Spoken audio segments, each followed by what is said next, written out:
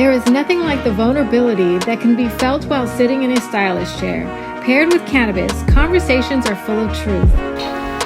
Welcome, Shades of Syd is in the building. Syd Smiley, aka Shades of Syd. From classroom to cannabis, her journey is far more than a girl who consumes. So what better way to get to know extraordinary women and their relationship with Mary Jane than to slay with Puff and Parlay? I like to believe that this plant definitely brings out the best in people. You know, if you treat it right, you know, feel like, you know, if you have a good relationship with it, it makes you shine. So Syd, when did you first fall in love with cannabis? Let's see. I was pretty young. I smoked for the first time when I was a teenager. I think I was like 16, and it was just, you know, for fun, and it was a good time, but I didn't like really do it because I was an athlete in school, and so I was really disciplined, and I knew, well, back then I didn't know shit about cannabis. But you went off of what you were told. What I was told, exactly. Okay. Exactly. And so I thought that it would just hinder my athletic performance, and so I did not start smoking until and I didn't start smoking until I got to college. And so when I was 18, I remember being in the dorms, and I was having the worst cramps ever. And I thought to myself, like, I wonder what would happen if I like just smoke a little bit. And I remember feeling so good. It just, the relief I felt after smoking, I'm like, yeah, this is incredible. This is medicine. I don't care what anyone says. Good for you. I'm gonna be using this forever. And so, yeah, that was about a decade ago. And do you feel like it impeded on your athleticism? Anything? Yeah.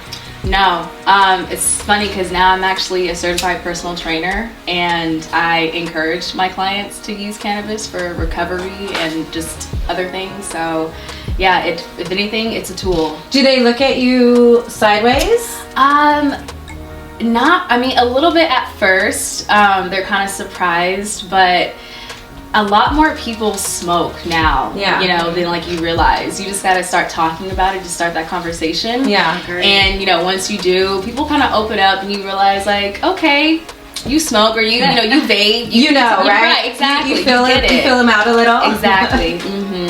Do you feel like your generation is a little bit more easier to come out, or you feel like they're still hiding too a bit? I think so. It's definitely a lot more accepted with my generation, but because I grew up with boomer parents and also very religious parents, my views on cannabis were just heavily skewed for many reasons. Yeah, for many reasons. And so when I started working in the industry I was 21. Yeah, I was really afraid to tell my parents at first. I was really nervous because I knew that they probably weren't going to accept it. You know, they might disown me. I don't know. I was just thinking the worst, you know. So what did happen? They were surprisingly very accepting. And they're like, girl, we smoke too. What you talking about? Definitely not. Definitely not that. But it was because I was making more money as a bud tender than I was at working at a school, because I was like a teacher's assistant. Really? That'll change people's minds. Exactly. Real quick. Yeah. And they're like, oh, you can pay your own rent now? We don't have to help you? Perfect. Yeah. Do all the cannabis you want, girl. Exactly. Yeah, pretty much. Yep. Oh, I'll have to tell my daughter that.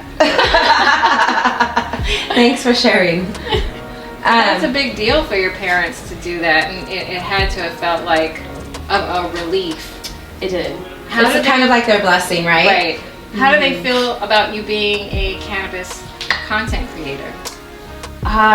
It took some time for them to understand it, just because they're not on social media or tech savvy at all. So just the whole concept of content creation and influencers was completely foreign to them. Yeah. And so just understanding that was kind of hard at first.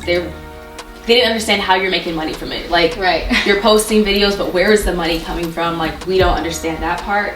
And so once I, you know, just took some time to explain, you know, the brand partnerships and, you know, things like that, and, you know, just different avenues that you can, you know, monetize, they started to understand it, and now they think it's so cool. You know, they do. They do think it's dope. They don't watch my content because they don't really want to see me consuming, which I understand. But you know, they support me. So when you go home, do you sneak away? Not like sneak away, but I am really discreet about my consumption for sure. Just out of respect for them. Yeah. Because they hate the smell of it. So a lot of vapes, edibles, like dry herb vaporizers too. Yeah. E-rigs, you know, anything that is odorless. Yeah. I always bring with me. Nice, nice. So do you consume before you work out or after you work out? Both. Yeah, okay. It definitely depends on how I'm feeling that day. Usually if I don't feel like working out is when I usually consume a little bit, because that'll give me the motivation to just go get it done. And it makes the motivation. Supposedly though, is supposed to take away your motivation. I feel like this plant does whatever you intend it to do. It's all about your intentions with it, you know. And so when I know I have things I need to get done, I set that intention before consuming, and it just makes it so much easier, and just a much more pleasant and enjoyable experience. So yeah, it's really all about intention. You know? I love how you put that. So where do you see yourself in 5 years in this industry? That's a very tough question. Pretend I'm your mother. But more relaxed. Yeah. Honestly, I would tell her, look, Ma, I don't know. Still getting to the bag, doing what I love, but I'm really trying to stay grounded in the present moment these days, because I tend to overthink a lot, and that gives me anxiety. And so, you know, I'm working on lowering my cortisol levels and, you know, not stressing. So not thinking too far ahead into the future is helping with that. So I currently don't have a 5-year plan. But I do know, let's see, 5 years, that'll make me, I'll be 34. So in this space, I definitely see myself doing something really big with cannabis and fitness, just combined. Something in that realm. Combine the two things you love. Exactly. Will definitely happen for you. Thank you. I'm excited to watch the journey. Thank you. Me too. I got some things that are happening this year, so. Well, we're excited to hear about it. Anything you can talk about, or? Just a new segment, because I haven't had a segment in a while. Okay. You know, when I first got started in the content space, I did different strains for different pains, and it was just, yeah, how I got my start doing different product reviews and product recommendations for different ailments and whatnot. And yeah, I miss that. I kind of want to bring it back, have something more consistent, and just really bring value, you know, to my audience. Yeah, I have a lot of knowledge and love and just so much to give, and I want to just really make sure I pour into that and create content that I'm really proud of, you know, and that helps people. And passionate about. Yeah. And it'll just linger to everybody else. Exactly. What made you, did you feel intimidated to get on social media and to start, you know, something like this? Or were you just like, oh, this is my vibe, this is my thing, let's do this? Oh,